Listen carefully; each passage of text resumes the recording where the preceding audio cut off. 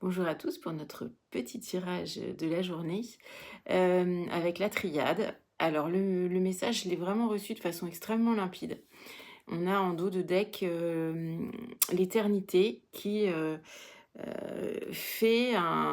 ça représente une forme de trait d'union entre nos parts célestes, nos parts divines et nos parts incarnées, entre notre visible, notre invisible, entre, les différentes parts de nous qui existent et notre connexion avec, plus haut, avec, avec d'autres espaces.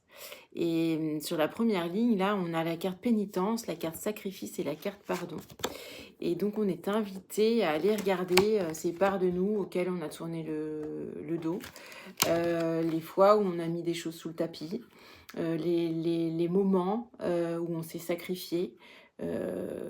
Pourquoi on s'est sacrifié? Est-ce que c'était pour, répondre, à des demandes, à des injonctions? De qui? Pourquoi? Est-ce que c'était pour être aimé, pour être reconnu, pour me sentir utile, validée, et cetera, et cetera.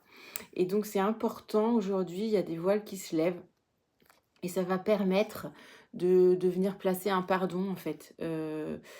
Alors, à commencer par nous, clairement, pour pouvoir commencer une nouvelle page blanche, et aussi, pour les différentes, auprès des différentes personnes qui peuvent, potentiellement résonner avec ces schémas.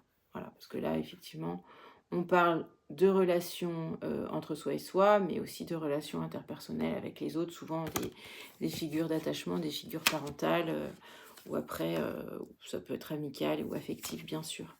La 2e ligne, on a la protection, l'erreur et l'eau.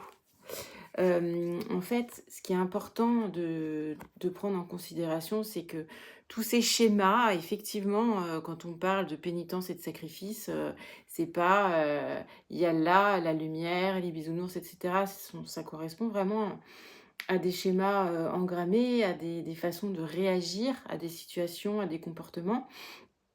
Donc on pourrait apparenter ça, quelque part, à une forme d'erreur.